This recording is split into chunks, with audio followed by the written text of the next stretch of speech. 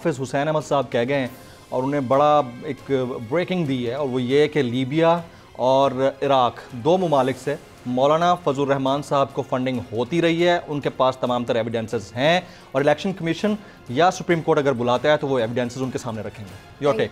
Thank you Jameel, thank you for inviting me. پہلے تو میں آپ کو کنگریچولیٹ کروں بینگ اے ینگسٹ اینکر، اور بڑی کریڈیبلٹی کی بات ہے کہ پرائم منسٹر عمران خان جو کہ پرائم منسٹر بھی ہیں اور ورلڈ کریڈیبل لیڈر ہیں، ان کے سامنے آپ نے اتنے کانفیڈنس سے ان کا انٹرویو کیا. میں اس کی آپ کو مبارکباد دے دوں.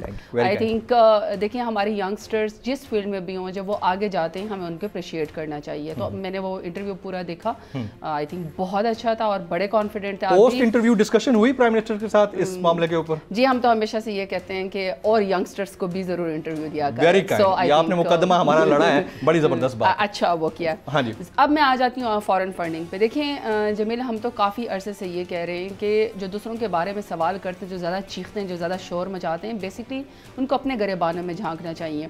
دیکھیں، میں اگر کوئی ایز اے پولیٹیکل اپوننٹ کوئی سوال کروں تو وہ شاید کوئی کہے گا کہ بائسڈ ہے، کیونکہ میں ایک پولیٹیکل اپوننٹ ہوں کسی کی، پیپلز پارٹی کی، پی ایم ایل این کی یا مولانا فضل الرحمان کی.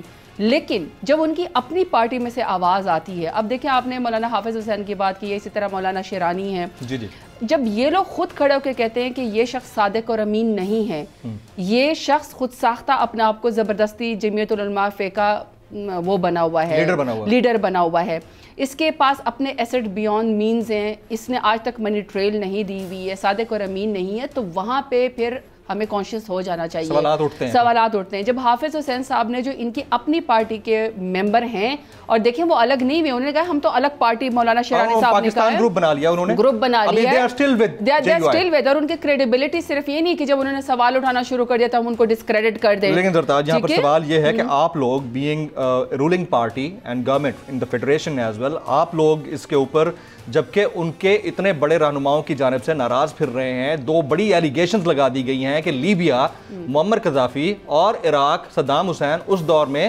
ان کو فنڈنگ ہوتی رہی ہے، جمعیت علماء اسلام فے کو فنڈنگ ہوتی رہی ہے. تو تحقیقات میں آپ بلوائیں ان کو، پھر کروائیں. میں یہی آپ کو کہنے والی تھی کہ ایک ٹائم تو آنا تھا نا کہ آخر انہوں نے 14 لاکھ کی لسی اور حلوے کا تو انہوں نے جواب دینا تھا کہ کہاں سے وہ پیسے آتے ہیں. اسی طریقے سے جب آپ مدرسے کے بچوں کے نام پر پیسے لیتے ہیں، آپ فورن فنڈنگ لیتے ہیں، دوسرے ملکوں کی پالیسیز کو آپ اپنے ملک میں انڈورس کرواتے ہیں، آپ جا کے مذہبی کارڈ کھیلتے ہیں، آپ جا کے کسی کو اسرائیل کا دوست بنا دیتے ہیں، کسی کو انڈیا کا دوست بناتے ہیں، کسی کو غدار کے فتوے دیتے ہیں، کسی کو جہنم حاصل کروا دیتے ہیں، مدرسے کے بچوں کو اپنے لیے مینیپولیٹ کرواتے ہیں. وہاں سے جب مولانا حافظ نے ان سے خود کہا ہے کہ لیبیا سے اور ایک اور ملک سے ان کی فنڈنگ، عراق سے ان کی فنڈنگ ہوتی رہی ہے، میں نے تو یہاں یہ میں کہوں گی یہ ایلیگیشن نہیں ہے. دیکھیں جو ان کے ساتھی رہے جو اس پارٹی میں، اس کا وہ ایویڈنسز لے کے بیٹھے ہیں، آپ لوگ بلائیں، وہ کہتے ہیں الیکشن کمیشن بلائیں، ہم ثابت کرنے کے لیے تیار ہیں. الیکشن کمیشن کو بھی بلانا چاہیے، اور چونکہ اب تو 19 پولیٹیکل پارٹی کا سپریم کورٹ نے آرڈر بھی دے دیا ہے کہ تمام پولیٹیکل پارٹیوں کو اپنی فنڈنگ کا بتانا پڑے گا. وہاں پہ ان کو یہ بھی بتانا پڑے گا. یہاں تک میں نے سنا ہے جمیل کے پارلیمنٹ کے فلور کے اوپر بھی جب کچھ جرنیلوں کو اور کچھ لوگوں کو جب پارلیمنٹ نے بلایا تھا سوال جواب کے لیے، سنا ہے وہاں پہ فضل الرحمان صاحب بہت اچھل کود کر رہے تھے، تو وہاں پہ ایک جرنیل نے ان کو کہا تھا کہ پھر ہم بتائیں کہ تم نے لیبیا سے فنڈنگ لی ہے. دیکھیں یہ بڑی خطرناک کھیل ہے کہ آپ دوسرے ملکوں سے، اسٹیٹ سے آپ پیسے لیں اور اپنے ملک میں پھر آپ اس کے انتشار کے لیے، اپنے لابی کے لیے، اور پھر اس کے بعد اس میں سے چوری کریں. اور چوری میں آپ کو ایک بات بتاتی ہوں، فورن فنڈنگ بیسکلی تو ایک اور ایویڈنس اس کا بھی ہے. جب بینظیر بھٹو اپنے انٹرویو میں بھی کہا کرتی تھی، اور اس میں ایک رحمت آفریدی اور خالد خواجہ صاحب نے یہ اپنی بکس کے اندر اور انٹرویو کے اندر بھی یہ کہا تھا کہ مولانا کے نواز شریف صاحب نے فارن فنڈنگ جو ہے وہ اسامہ بن لادن سے بینظیر کی حکومت گرانے کے لیے $10 ملین لیے تھے. $10 ملین لیے تھے، اور مولانا ایگزیکٹلی، اور کہتے ہیں کہ اس کو اسامہ بن لادن کو گلا بھی تھا کہ حکومت اس لیے نہیں گرائی گئی بینظیر کی کیونکہ نواز شریف صاحب اس میں سے بھی پیسے کھا گئے. अच्छा, यानी फॉरेन फंडिंग बहुत बड़ा कन्फेशन है भाई। जी जी, अब आप देखें, और ये नाम आप कंफर्म करवा ले, रहमत आफरीदी से और खालिद ख्वाजा से, ये आपको बताएंगे। तो फॉरेन फंडिंग अपने मुल्कों के अंदर दूसरे मुल्कों की लॉबी करना, दूसरे मुल्क के पैसे लेकर अपने मदरसे के बच्चों के इस्तेमाल करना, अपनी पार्टी के नाम पे आप किकबैक्स लेना। और देखिए नवाज शरीफ का मैं अब एक और बड़ी बात बताती हूँ, मौलाना फजल रहमान साहब के कंधे के ऊपर आजकल कंधा रखे बड़ी सियासत कर रहे हैं, आपने जलसे में भी देखा होगा। इन्होंने सबसे बड़ी वारदात आप लोगों के नाम पे, मीडिया के नाम पे की है। 70 करोड़ उन्होंने पीएमएलएन ने अपने पार्टी फंडिंग का पीएमएलएन की तरफ से मीडिया के नाम पे 70 करोड़ डाल दिए हैं। मीडिया को पूछना चाहिए कि भाई 70 करोड़ आपने किस कैपेसिटी में, किसको और कहाँ दिए हैं। लिफाफा जर्नलिज्म की क्यों फिर कोई इसीलिए तो यहाँ पे बातें करते हैं, क्रेडिबिलिटी सहाफियों के स्टेक उन्होंने क्यों लगा दिए, किसको पैसे दिए हैं। फिर इसी तरीके से कोई 7 करोड़ उन्होंने जमा कराए अपने पार्टी के नाम पे, 4 करोड़ या उन्होंने फिर वापस ले लिए। जिन 70 करोड़ की आप बात करेंगे, ये 70 करोड़ डिस्पर्स भी हुए हैं या सिर्फ शो कर रहे हैं वहां पर कि ये दिए गए हैं मीडिया एंटिटीज को? इसीलिए जमील मैंने वारदात का लफ्ज इस्तेमाल किया कि ये वारदाती हैं, अकामा लीग वाले वारदाती हैं। मौलाना फजल रहमान साहब लस्सी और मदरसे के बच्चों के नाम पर, हलवे के नाम पे 14-14 लाख खा गए।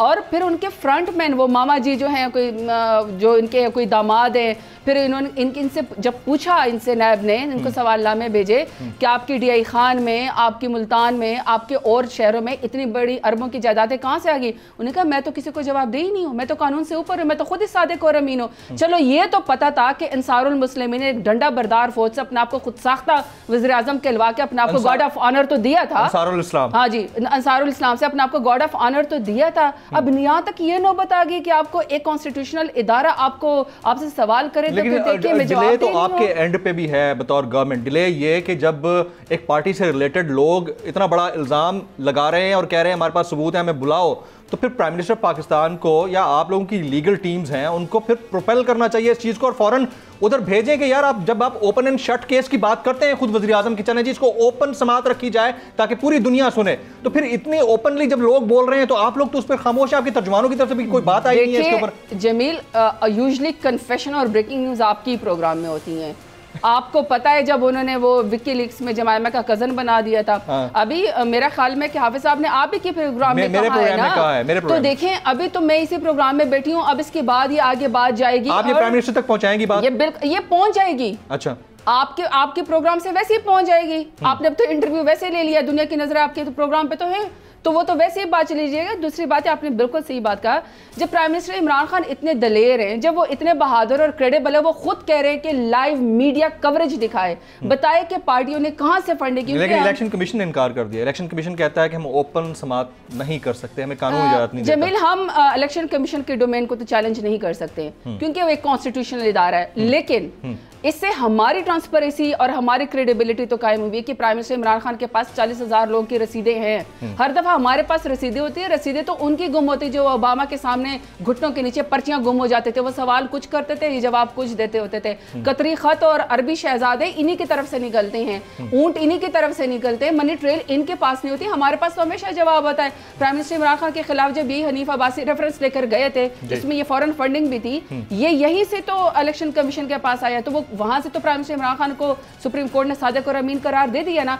जब आपके पास पैसा हलाल का होता है ना, तो आपके पास 40-40 पुरानी साल की रसीदें भी निकल आती हैं। लेकिन अगर आपने हराम कमाए हो, अगर आपने किक बैक से इस्तेमाल करी हो, वैसे पीएमएलएन के वर्कर्स के लिए अब ये सोचने का मकाम है कि एक तो हमेशा इनके लीडरान खुद साख्ता जिलावतनी लेके नोटों के बैग लेकर भाग जाते हैं, बाहर चले जाते हैं। दूसरा सवाल ये कि जिस शेर के निशान पे वज़ीर आज़म ये 3 दफ़ा बने हैं, नवाज शरीफ साहब, इन्होंने अपनी पार्टी के फंड के नाम के ऊपर भी किकबैक्स लिए हैं, अपनी पॉलिटिकल पार्टी को भी इन्होंने जो है। लेकिन साबित तो आप लोगों ने कर रहे हैं ना सरताज। मसला सारा ये है कि साबित आप लोग जब नहीं कर पाते कोर्ट ऑफ लॉ के अंदर या नैब के पास वो सबूत नहीं होते हैं, तो फिर फंसती गवर्नमेंट है।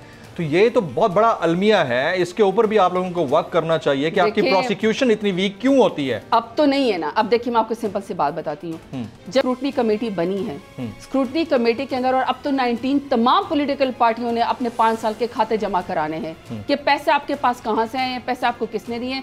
वहां पे पाकिस्तान तहरीक इंसाफ के ऑडिटेड फंड 40,000 लोगों के अकाउंट اور آپ یقین کریں آپ 39,000 لوگوں کو کال کریں کوئی فالودے والا پاپڑ والا دہی بلے والا نہیں نکلے گا. جنرل لوگ نکلیں گے جنہوں نے پاکستان تحریک انصاف کو نئے تبدیلی نئے پاکستان کے لیے فنڈنگ کی, اور ہمیں تو فخر ہے کہ overseas Pakistani prime minister Imran Khan کے اوپر ٹرسٹ کرتے ہیں. اس سے ریلیٹڈ کوسچن, مریم نواز نے ایک صاحب کا نام لیا اور اندرجیت دوسال کا نام لیا اور کہا کہ یہ انڈیا سے فنڈنگ ہوتی رہی ہے عمران خان کو الیکشن کے دوران اور اسرائیل سے فنڈنگ ہوتی رہی ہے.